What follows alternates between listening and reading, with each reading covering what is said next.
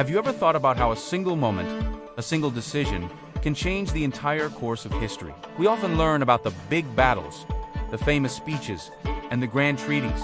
But what about the quiet, almost forgotten moments that were just as crucial? Moments where everything hung in the balance, and one person's choice pulled a nation back from the brink. Today, we're going to uncover one of those moments of story from the darkest days of the American Civil War, a time when the United States was tearing itself apart. This isn't a story of a battlefield victory, but of a quiet, desperate gamble that saved the Union. The year's 1864. The Civil War has been raging for 3 long, bloody years. The initial optimism on both sides has evaporated, replaced by a grim, soul-crushing weariness. The Union, despite its advantages in industry and manpower, is struggling. General Ulysses S. Grant's overland campaign against Robert E. Lee in Virginia has turned into a brutal, horrifying slog. The battles of the Wilderness, Spotsylvania, and Cold Harbor are producing casualty lists of unprecedented scale. Back home, the Northern public is horrified. The war, which was supposed to be short, now seems endless. Cries for peace at any cost are growing louder every day. President Abraham Lincoln is facing a political nightmare. The presidential election of 1864 is looming, and his chances look bleak. His opponent, General George McClellan, the very man Lincoln had once fired for being too cautious as running on a peace platform. The Democratic Party's official stance calls for an immediate armistice and a negotiated settlement with the Confederacy. To a war-weary public, this sounds dangerously appealing. Even Lincoln's own allies are losing faith. Many prominent Republicans are plotting to replace him on the ticket, believing he is unopened. In a private note, Lincoln himself wrote that it seemed exceedingly probable that this administration will not be re-elected.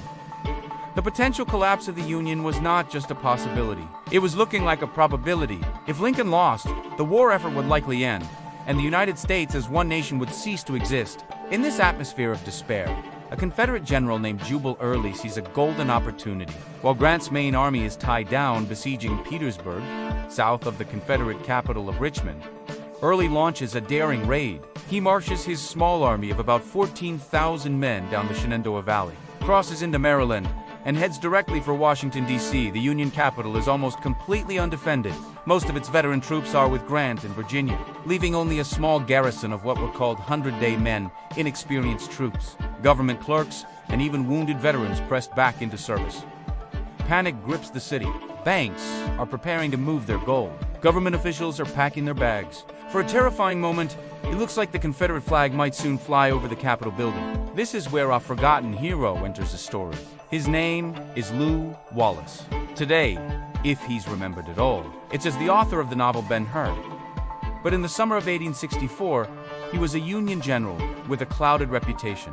He was unfairly blamed for the high casualties at the Battle of Shiloh 2 years earlier and had been relegated to a quiet, administrative command in Baltimore. When he gets word of Jubal Early's audacious advance, Wallace knows he has to do something. He doesn't have nearly enough men to defeat Early's battle-hardened veterans. He has a patchwork force of around 5,800 soldiers, many of whom have never seen combat. But he knows he doesn't have to win.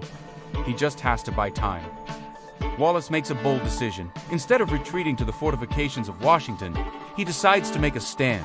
He marches his small, outmatched force to a strategic choke point, the Monocacy River, just south of Frederick, Maryland. It's a desperate, almost suicidal move. He knows he can't win the battle, but he calculates that he can force Early to stop, deploy his army, and fight. Every hour he can delay the Confederates is an hour that Washington gets stronger. On July 9, 1864, the Battle of Monocacy begins. As expected, Wallace's men are overwhelmed. They fight bravely for a full day, holding back wave after wave of Confederate attacks under the sweltering July sun. By late afternoon, his lines break, and his small army is forced into a retreat. From a tactical perspective, it's a clear defeat, but strategically, it was a staggering success. The battle, which Lew Wallace knowingly lost, delayed Jubal Early's army for a full, critical day. It was the most important day of the war that you've probably never heard of. While Early was busy fighting at the Monocacy River,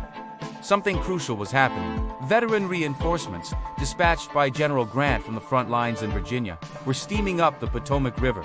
The first of these hardened troops began arriving in Washington. D.C. on the very afternoon that Early's men were finally approaching the city's outer defenses. By the time the Confederates were in position to attack, the defenses were no longer manned by clerks and invalids. They were manned by Grant's toughest soldiers. Jubal Early probes the defenses and quickly realizes his window of opportunity has slammed shut. He's a day late. The capital is secure. Facing a superior force, he has no choice but to call off the attack and retreat back to Virginia.